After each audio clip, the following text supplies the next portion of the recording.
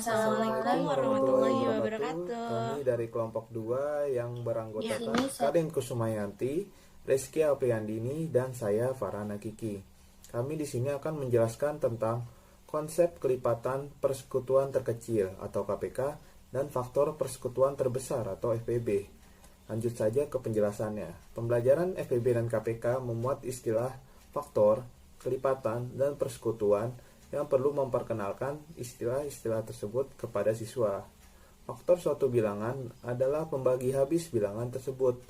Kelipatan suatu bilangan adalah bilangan-bilangan yang merupakan hasil perkalian dari bilangan tersebut dengan himpunan bilangan asli. Selain itu, bilangan prima erat hubungannya dengan FPB dan KPK. 1. Faktor persekutuan terbesar atau FPB.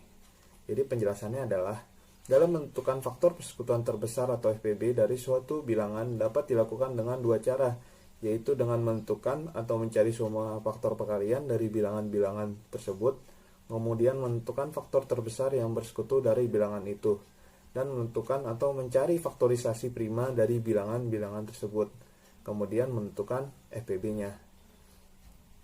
Presentasi akan dilanjutkan oleh Karin Kusumayanti. Terima kasih kepada Farhan, dan selanjutnya adalah kelipatan persekutuan terkecil atau kita singkat menjadi KPK.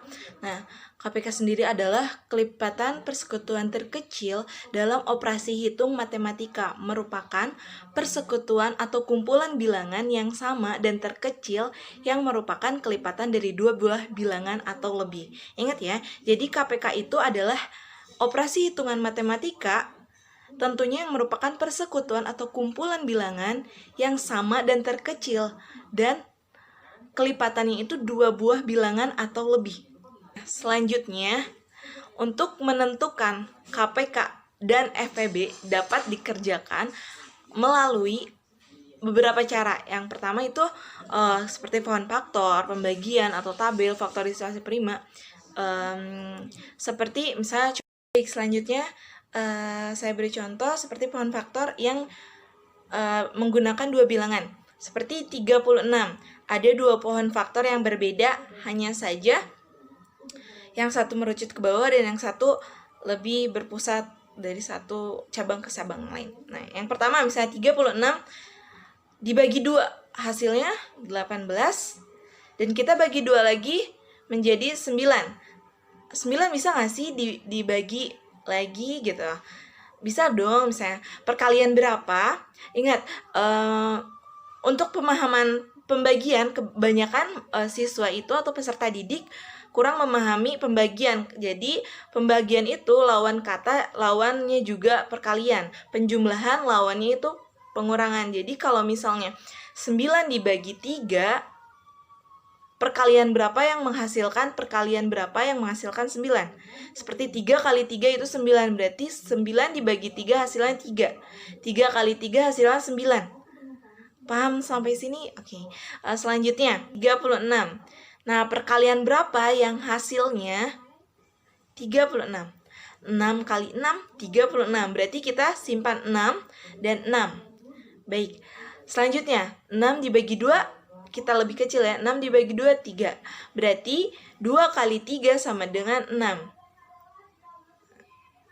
Sama halnya yang samping. Selanjutnya dijelaskan oleh Rizky ya.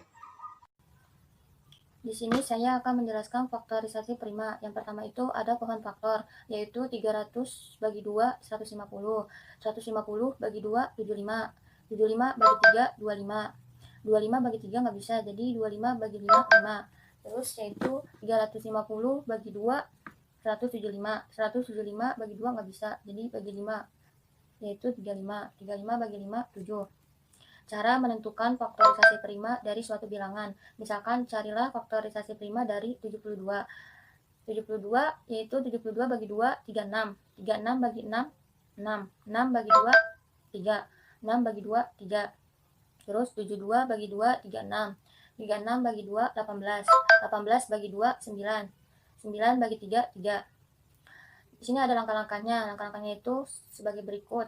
Yang pertama itu bagilah 72 dengan faktor prima terkecil. Yang kedua itu lakukan terus pembagian dengan faktor prima terkecil sampai kalian tidak dapat membaginya. Yang ketiga itu bagilah dengan faktor prima berikutnya. Yang keempat itu ulangi terus langkah-langkahnya di atas. Jadi faktorisasi prima dari 72 yaitu 2 kali 2 kali 2 kali 3 kali 3. Faktorisasi primanya yaitu suatu cara untuk menyatakan bilangan sebagai bentuk perkalian dari faktor-faktor prima tersebut.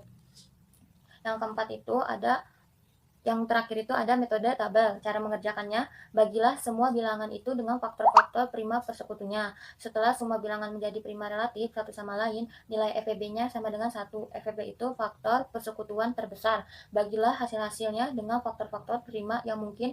Untuk bilangan yang terbagi, tentukan hasil baginya. Sedangkan yang tak terbagi, tetaplah ditulis apa adanya. Hingga hasil bagi terakhir sama dengan 1.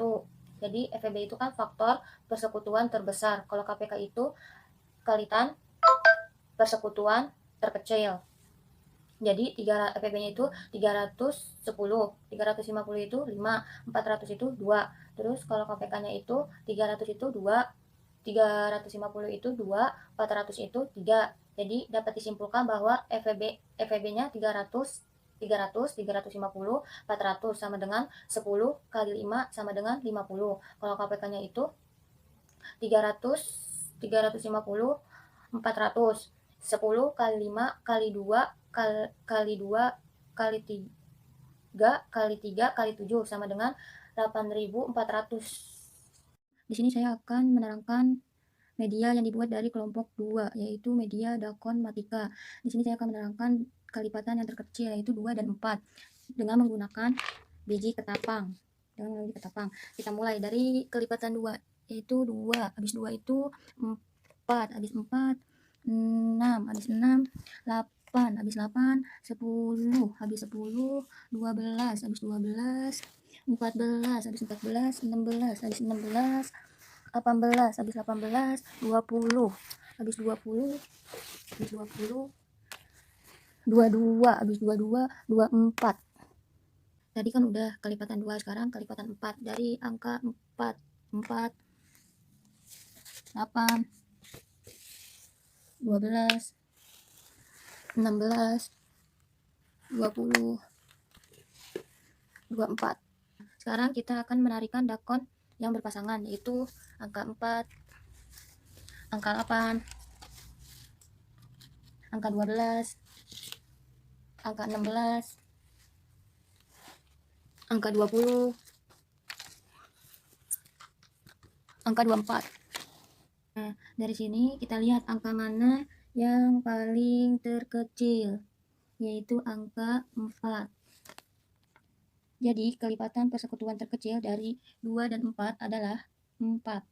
Selanjutnya soal yang kedua, yaitu kelipatan terkecil dari 4 dan 8. Yang pertama itu ada 4, setelah itu 8, 12, 16, 20, sama 24. Sekarang kita akan mencoba ke angka 8, kelipatan yang 8, yaitu yang pertama tuh 8, habis 8, 16, habis 16, 24. Setelah kita memasuki biji ini, dakon mana yang mempunyai pasangan? Kita tarik, yaitu angka 8. Terus angka 8, 16. Habis 16, 24. Setelah itu cari angka kelipatan persekutuan yang terkecil, yaitu 8. Jadi kelipatan persekutuan terkecil dari 4 dan 8 adalah 8. Terima kasih. Sekian presentasi dari kelompok 2. Wassalamualaikum warahmatullahi wabarakatuh.